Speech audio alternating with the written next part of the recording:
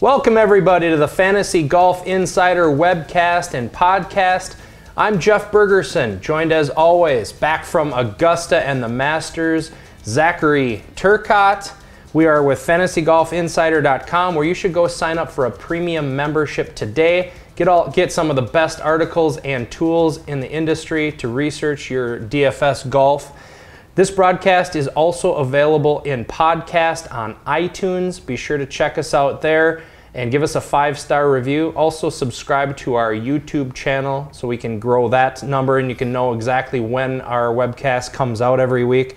Zachary, we'll talk a little bit about RBC Heritage last week, but I want to hear from you about Augusta. Now, you were gone last week. Eric filled in for you very nicely. Tell us a little bit about your experience in Augusta. Where to start? I don't even really know. A lot of times, and you know this well, when you're planning a big trip for a big event or something, whether it's Vegas or a guy's weekend or father-son kind of thing, you always have this grand expectation for where things are going to be. Like with us with the PGA Championship last year, we had this great expectation, and we get out there and we had a great time. But man, it was brutally hot. Oh yeah, it was rough. We couldn't get to concession stands. There was no place to sit anywhere. It was really tough to see the action.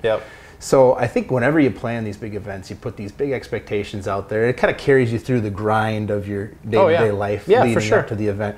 So the Masters was the same way. It was kind of a father-son deal with my day job, business partner, and his dad as well. So the four of us planned this trip, and we had talked about it since last year.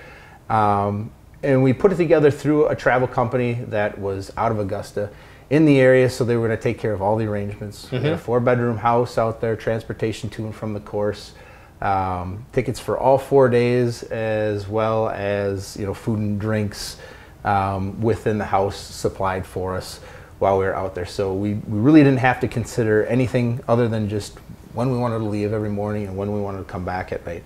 But this was one of the few travel experiences where if you've ever thought about going to the Masters, do it. Even if it's only going to be once in your life, and even if you can only do it for a day, absolutely do it. I mean, the course is just fantastic, just immaculate in terms of the condition that it's kept in.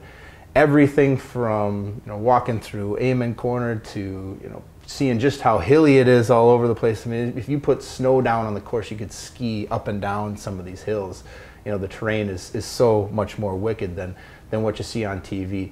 But the experience of being on the course is incredible. Everything that they say about it is true. If you buy chairs there and you put them down in a spot on the course, nobody will touch them. That's awesome. So if you get in early and when the gates open and you set your chairs down on 18, like we did at, we got there at 5:30 in the morning, so when the gates open at 7:30, we got our chairs set up looking straight down the pin right on 18, which was amazing. When you set those chairs up there early in the morning, we actually bought other chairs and set them up on a different part of the course and watched until the lead group had played all the way through. Went up to 18 about 8 hours later or so. Sat there, watched the last 12 groups come through, and it was tremendous. Not having my phone was kind of traumatic. Yeah. So how do you know about the collapse heard around the world if you're sitting there with no phone? You've got Fenway style scoreboards. I don't know if you've seen these on TV or not, but they pull the numbers back so you see the holes kind of come open, and then you wait for the next numbers to be put up. It's almost like the internet 20 years ago when you click on the link and you see it's buffering, and you just wait. And so much like as you see a approach shot moving towards the hole when the crowd kind of starts low and so every time they would take the score down, Mark and I, who were out sitting on the 18th hole, we would start that kind of low rumble, and then of course the crowd would just erupt. So did you have any idea of what happened to Spieth then? We could see it slowly happening because as we moved up from 7, we were sitting on 7, which is a great place to sit because you can see all the way down on 7 from tee shot up to the hole. You can see hole number 3 from the tee shot all the way down if you have binoculars. You can see the approach shot coming down from 2, and you can see the tee off shot from 8. So you have a lot of different angles. So after Spieth just cold-bloodedly drained his second birdie in a row at 7, we got up and we walked up to 18. We could hear the roar behind us in 8 when he birdied there, and then 9 is right next to 18. So the crowd absolutely went crazy after he birdied his 4th hole in a row. At which point I got up and declared the tournament to be over. I was thinking, you know, maybe we should just get positioned over on the practice green where they do the green jacket ceremony. Because this thing is a coronation. This thing is done. It's a 5-shot lead, and of course my black magic absolutely paid off. Yeah. So we saw, you know, on 10 he bogeys in the crowd. Oh, you hear a little, and then he bogeys again on 11. And we happened to be sitting right next to the tower for CBS on 18. It was just to our left, and Mark's dad got up and he had walked off to hit the bathroom or concessions, and he was walking back to us. And he said, you know, he could have said to both Mark and he said, you know, Spieth just went in the water on 12. And we were like, wow, because nobody else knows that yet. Right. So then on 12, they're beginning to take down the numbers, and there's a 5. There's a red 5 up on the board. So I'm thinking, okay, he went in the water on 12, probably a double bogey, right?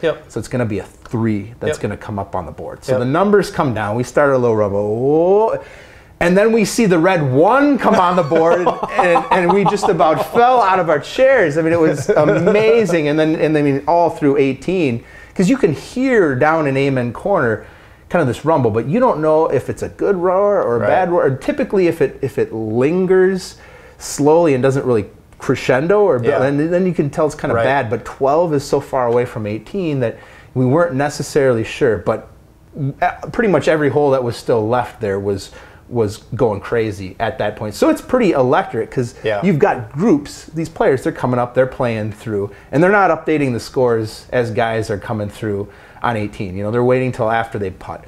So after they putt, you kind of get up, standing ovation for the last groups coming through, and then they'll do 2, 3, 4 score updates. So Willett's score is getting updated, and then Spieth's score is getting updated. So every time they're making a change, everybody is going insane.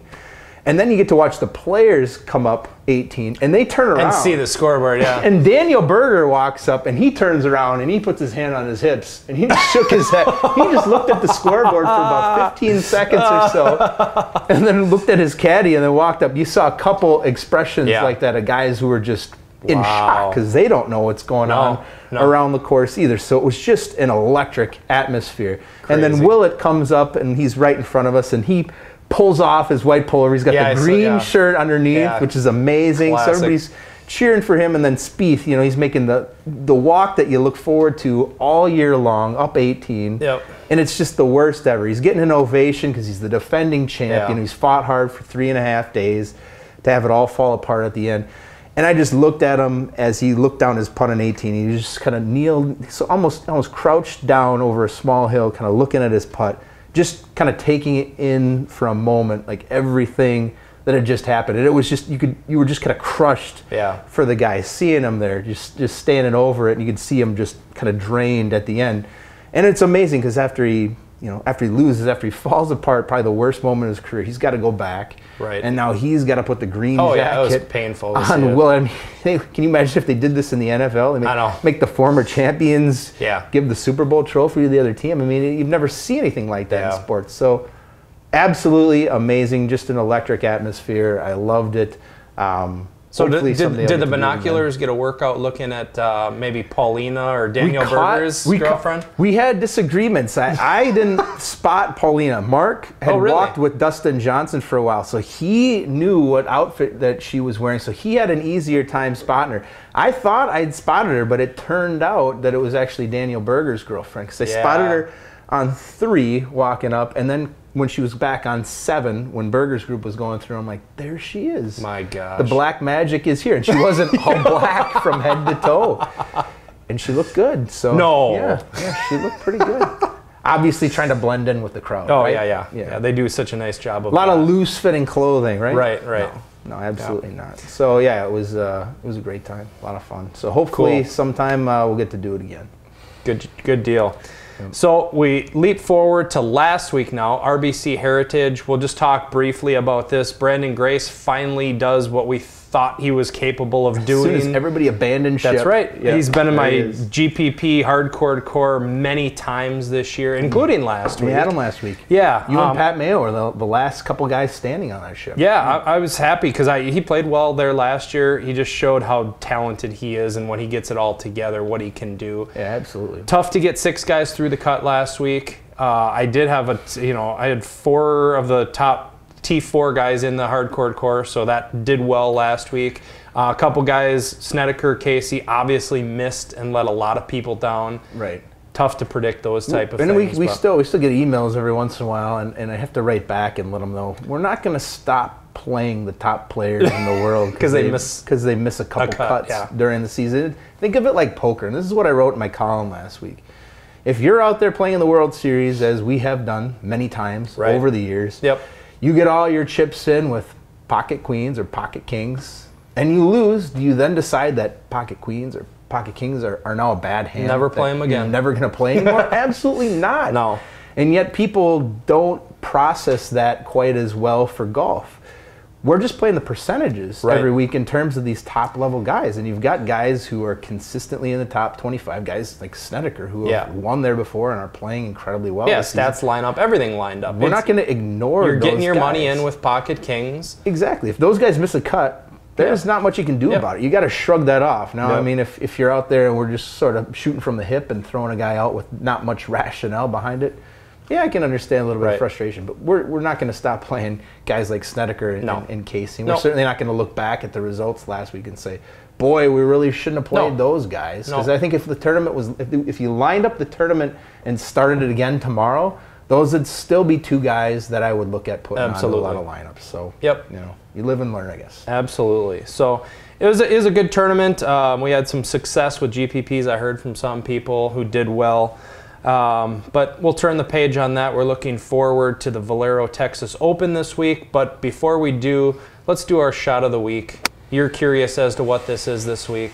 Yeah, I wasn't sure what it was going to be. I thought maybe it would be Billy Herschel's missed 17-inch putt. Yeah, that was right up. Billy Herschel was just absolutely atrocious putting. Yeah, it was really strange. It was he missed more 5-foot putts, and then when you miss a 17-incher, that's not good. But no.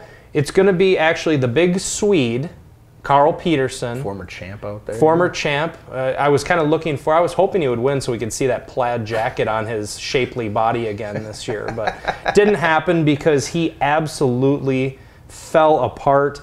He was in the top 10 at one point. Then he made an eagle on number 2, and now this is on Saturday. Yeah. So it vaults him up. I think it put him in the top 5 actually after that eagle. He was making a move. Yep.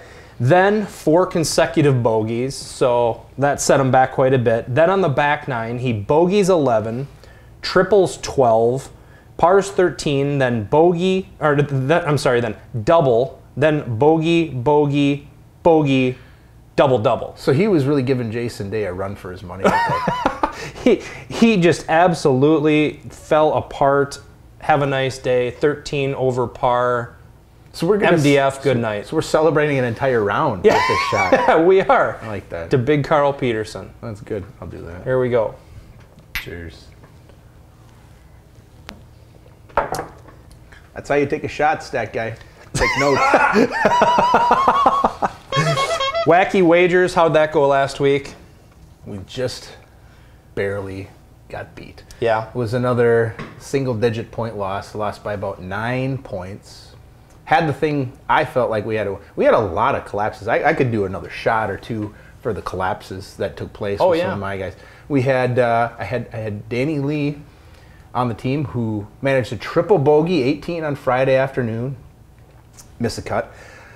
So that was a lot of fun. And then Billy Herschel the last day played a birdie-free round. Yeah. So, that's always good. You had 5 bogeys onto that. You don't get any bonus points. So, yeah, he added about 6 points and also fell back. So, I think he actually managed to break even or maybe lose points for the round. Probably. So, when you lose by, 9.5 points, that's heartbreaking. And then he had a couple guys on there. He had DeChambeau, who had a big Sunday, who moved up all the way to 4th place. That helped him. And then Kuchar sank a couple of big putts the last day. So it was a frustrating loss. It looked like we were going to have it, and it slipped away. So fell to 9-8 on the season. But we're still above 500. So we got a couple things though. You want to show off your driver that you won? Oh yes. We did. We also got the Maker's Mark package when you were gone, so I got to bring that over to you. That's got some good grub in there. This is probably going to be probably going to be the best prize, I think, that we win. Pretty good. The sweatshirts are pretty awesome. And then we've got... Who'd you win that off of? This was off of Twitter sensation, Zach Woods. He's over there with the DFS Degenerate folks, who are great guys. They have a nice podcast that I like to check out from time to time. But he was looking to get rid of some equipment here, which one just happened to be a Ping G30 driver. That's cool. My dad is now very jealous of, and this will clearly become the best club in my bag at this point, because, as you've seen, it needs to do some work, I'll tell you that. It does need to do a little bit of work. But at least now I have a little bit of motivation to get we should have a Dwight Schrute bobblehead coming as well, right? Yeah, absolutely. We knocked off Keith Wire last week, so that was a nice. That was a nice. Add that to our paraphernalia here. Yeah, so. and then I wanted to let folks know. I think I sent it out the other week, but I got a lot of memorabilia from the Masters, and Masters gear, you really can only buy it down in Augusta unless you want to pay a huge markup on eBay for it. Yep. So for the players, just to get a little energy, a little enthusiasm going, we're going to throw together a prize package of stuff for the Wacky Wager for that week. I've got a shirt, we've got a hat, we've got a ball marker, some golf balls. So that means we're going to need some pretty good stuff. If you want to be a part of that wager, it's going to have to be a little better. Make an offer. It'll have to be a little better than like an old baseball cap or a t-shirt. It's going to have to be something kind of significant, because it's cool gear. Yeah. And what I'm going to do, I'm just going to keep putting that bet up from the players throughout all the other majors. So if nobody wins it at the Players, I'll put it up again for the U.S. Open, and then the Open, and then PGA Championship. So until somebody actually wins it, it'll be out there for the big events this year. So get some good wagers out there. I'm very excited to see what you guys have to offer. Sweet. Should we talk about this week at TPC San Antonio? Might as well while we're here, right? The Oaks course, it's 7,435 yards. It's a par 72.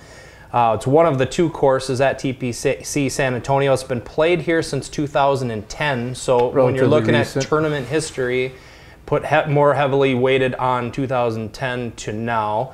It's got very narrow fairways. So much like Harbortown last week, it's kind of a corollary course in that. And there's also going to be wind and some pretty rough weather like we saw at Harbortown the first couple rounds last week. Interesting course, because it's the par 3s and 5s are really long, and then the par 4s are quite a bit shorter. Yep. So it's a little bit different of a dynamic. I mean, it's a longer course than the Heritage, but there's still going to be some scoring opportunities that are out there for some of the bigger hitters. Yep, it was actually designed by the Shark, Greg Norman. So Bermuda greens, very tough to putt on. So good putters, you'll definitely, when you look back at stats that are important in historical, putting's huge, and you'll see guys who are good putters do well on this course. Guys who can scramble out of the garbage that's around there. Yep, there isn't much water on the course. There's some real deep bunkers to escape from, but isn't this the course where Kevin Na went into shrubbery? Yeah, I think he had a 16. Put up a 16? Yeah, if you get a chance, go on YouTube and search Kevin Na's 16 at Valero. It's pretty painful to watch. He couldn't get out. No, it was pretty amusing. Key stats this week: strokes gained tee to green, strokes gained putting, like we said.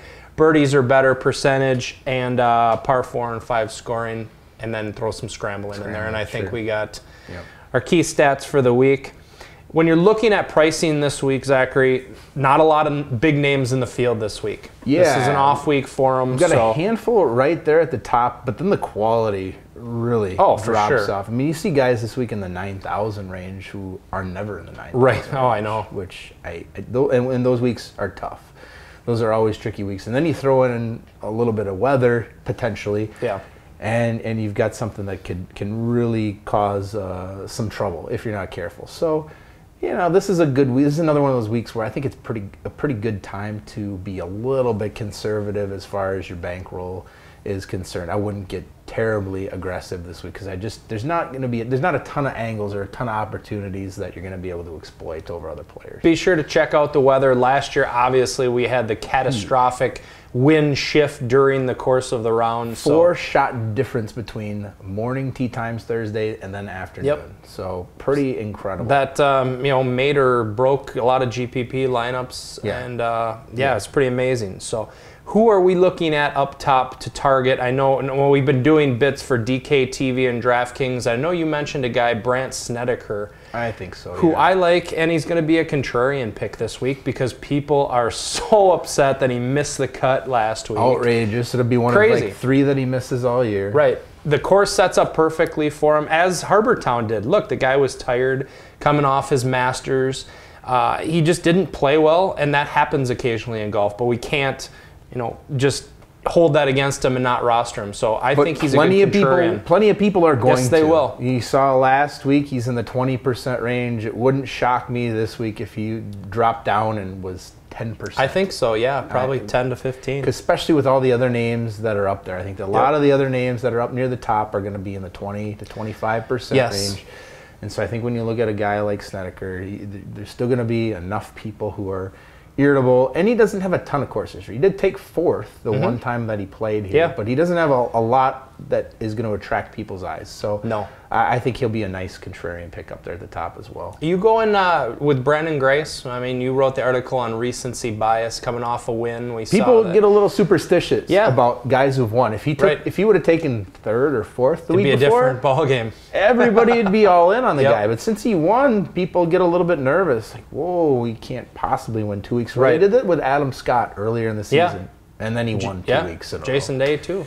Right. And so I think you just have to look at the guy and see, does he line up pretty well with the course? And I think Grace does still line up pretty well. That said, with the field, the way that it's structured this week, I don't necessarily know that people are going to be getting away from him. I don't think so either. I still think he's going to be 20%. Fairly highly owned. Yeah, I think 20%. At least 20%. You look at that top range, most of these guys up at the top are going to be higher owned just because there's not a lot in the middle that you can drop down to. No, there isn't. And so I think that's going to push a lot of that higher ownership numbers up towards the top. When you get, guys like Jimmy Walker are going to be highly owned. Grace will be highly owned. Kuchar will be highly owned. Oh, yeah. Yep. All of those guys up at the top are going to be pretty highly owned. So, I think that Grace is a good play this week.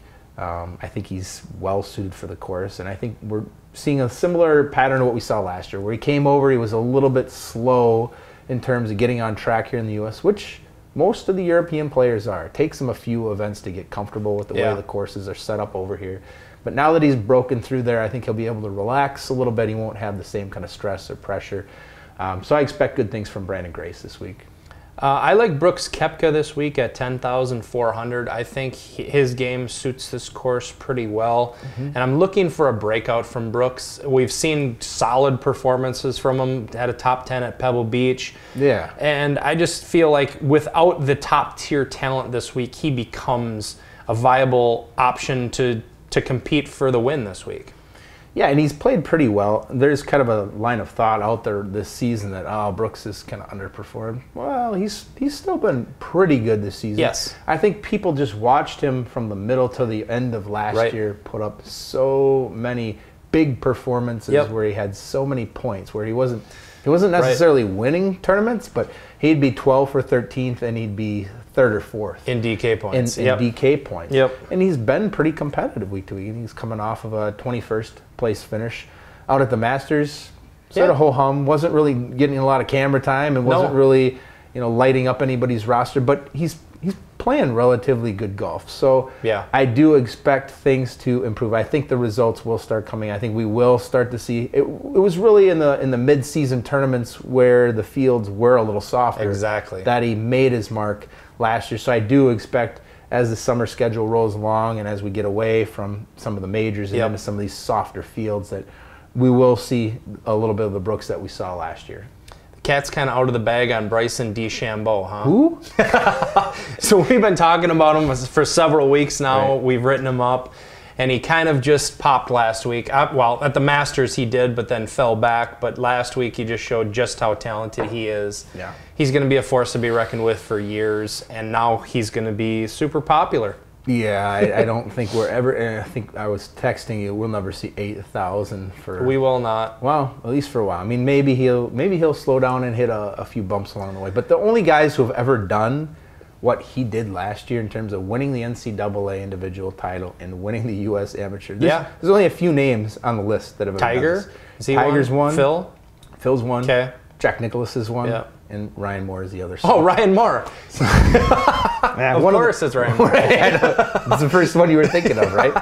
But, yeah, I mean, pretty elite list mostly there. So I would expect big things to continue. And if you listen to the interviews, and as far as the guy has really built his whole life around perfecting his swing. I know. All of his irons, as I'm sure everybody knows, all of his irons are the same size, same length, same swing for everything. It's a revolutionary type of concept I'll be interested in seeing over the years, if it's something that actually catches on with other players, or if he's just sort of a fad that, you know, tries this out, has success, but nobody else can really master. He just seems like he just has kind of the mentality and just the poise that I see on, like, himself like well. Spieth. Watching him at the unflappable. Masters, just the way he carries himself is something to observe. There's certain guys, you look at a guy like Dustin Johnson out at the course, he always looks so super casual, kind of leaning on his club, kind of hanging out, pretty carefree. But when DeChambeau is out there walking, he just looks very confident. He looks very focused on what he's doing.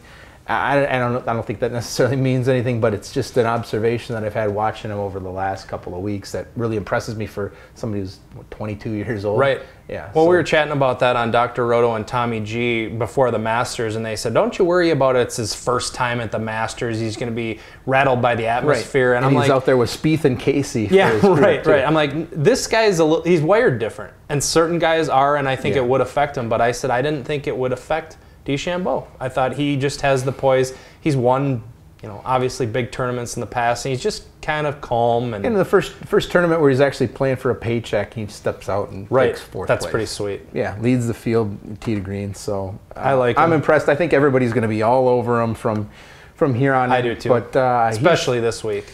He's going to be 20% plus owned, I think. I would think so. I would think he'll probably be up in that range, as will a handful of other guys up there. So who are you going to target in the middle range this week in a lot of your rosters? Well, there are not a lot of guys that I really like. I think if I drop down a little bit in trying to find somebody who may slip through the cracks a little, I think Chris Kirk at 9,000 is a guy who's coming along pretty well. Obviously, he didn't have a great Masters. No, he didn't, which was, you know, a little bit unfortunate. But if you throw the Masters out, he's actually been playing really well. Yeah, his form has been pretty good. And he's played well here at this tournament before.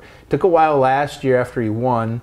He had an injury, and then the rest of the season was a little bit of a mess. So you just kind of throw that away. And it took a little while to get going again this season, but you can start to see the sparks of it again. And I don't necessarily think that he's going to be really highly owned. I think it's going to be heavily concentrated much more near the top and then dropping down a little bit. I think right there, I think he's a perfect play at 9,000. I like it. Siwoo Kim is playing well again at 7,600. I think he's a guy who could play well this week. Freddie Jacobson obviously has a tremendous tournament history here. Course history. Yep. Does course history mean anything to you? It means absolutely nothing. Don't tell anybody. No, I know. Let him keep talking about it and whatever. Yeah, Luke Donald must have been his blistering current form that propelled him last week, right? Yeah. Had nothing to do with the course. Same with Russell Knox. Right, yeah, okay. So Freddie Jacobson, he's played real well here, great putter, and I think he could, produce a top 25 this week, which would at 8,100 would be good. Yeah. Anyone else in that range that you have any interest, or you're going to go mostly star scrubs this week? You know, Ches Reavie has been playing phenomenal. Yes, he has. Well, phenomenal for Ches Reavie. Phenomenal cut maker. He's first price, and the finishes have been pretty good. There's a lot of guys who are cut makers who finish around 50, 60, 70, like your Mark Hubbards, your Tyrone Van Osweg. Yeah, right. Those are your cut makers who are right at the bottom. Yep. But Ches has actually finished, typically if he makes the cut, he's finishing in the upper half of the guys who make the cut. So he's playing really well, and it's great using a guy like that because you can toss out their course history for the season because his game has improved so much. Yeah, now, if you want to look at his game, the stats from last season to this season, another stat that some people, whatever reason, don't think means anything: strokes gained tee to green. Tremendous improvement this season from last season. You look at last year. I think he's gained almost 0.8 strokes from tee to green from this season from last season to this season. So, just playing a lot better golf overall this season, which is nice because it makes him still a little bit of a contrarian play. Now, as he keeps making cuts, a great point. Yeah, it's going to catch on. You know, if he has more top finishes. But right now, He's middle of the pack. Unpopular. He's always unpopular. I think he was 33rd last week, but for his price there at 7,600 and under 10% owned every week. Yeah, it's a real quality play for you. So I think he's a guy who I'm going to stick with until the crowd kind of catches on a little more. Okay. Speaking of unpopular, I like Will McKenzie again. He's been in my hardcore core several times. I know you cringe every time I say it, but he's outproduced his price every time I've done it. So I'll go to the well one more time with Will the Thrill. Can we do Will the Thrill, or is Will Clark? For always have that, right? Yeah, I think so. I don't think he's that thrilling. Do you still have your Battle of the Bay paraphernalia? Oh boy, maybe the pennant with the big heads and the shirt with the Oakland A's and the I should put Giants. that on set. You should. At some point. That was a classic. That was awesome. Anyone else down in that range? Boy, it's tricky getting down there. You know, if you're looking in that range, there's a couple guys that I did look at this week.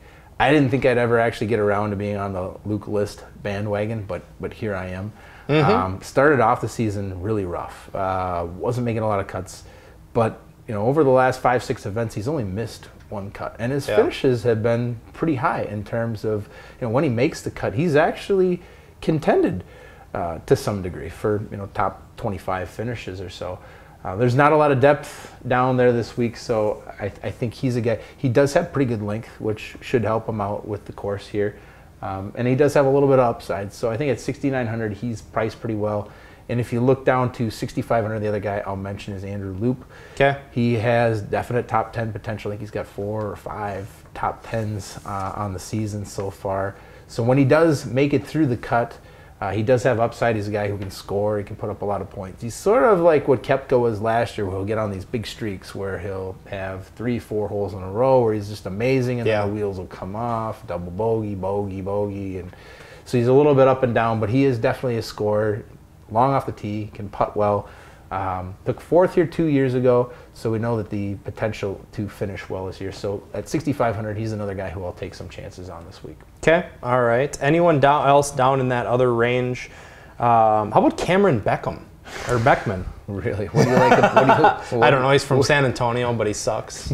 Yeah, there really isn't much. I mean, there's a lot of guys this week. It's a dead zone that are priced Billy in that Mayfair in that mid 6,000 and below range, and there are not really very many who stood out. I couldn't find really anybody as far as their form, or even too many guys who stood out as far as their history, or guys who stood out statistically down in that lower range. I mean, the caliber, a lot of guys in this event this week would be guys who wouldn't even be on the alternate list. I know. Most weeks. So there's not a ton of depth down there. I know. There is one guy, an old favorite of ours, down at 6,000. You're going to like I'm this excited. one? Who is at 6,000? We got Bryce Garnett at 6,000. That was as low as I looked this week. He's a guy who's been itching to play over the last couple of weeks. Did you see his tweet last week? That was funny. Twitter. That was awesome. Who did he rip for? I think Mike Weir, wasn't it? Yes. So Mike Weir had an exemption to play last week. Bryce Garnett was an alternate. Mike Weir withdrew, basically. After the first round, he had like a 78 or something. Screwed over the alternates. That's such bullshit. So Bryce Garnett got onto Twitter, put him on blast right away, which was fantastic. So I like that. Yeah, I do too. I feel like there's a little bit of fire there. A guy who's ready to play a little bit. Narrative. I like it. He's done pretty well here the last couple of years. He did 30th and 31st in his 2 appearances here. Hasn't gotten on to many events this year because he's been on exemptions. I think he was 26th in the last event that he played in. Yeah. But if you're looking for something down there near the bottom, he's as good as there is in terms of that range. There's not a lot of other guys that are down there that I like this week. So why don't we keep the rest for our columns this week? And for you premium members, be sure to go on, check out I Do a Hardcore Core. Roger Casey does a tournament preview. Zachary does the DraftKings Daily Spin. Obviously, all the tools are on the site and updated for you this week. That's all I got. How about you? I'm tired. All right. Check us out, Twitter @FantasyGolfers. Email us at info@fantasygolfinsider.com. Tax season is over, so Jeffrey can't wait to start getting all your questions every week again.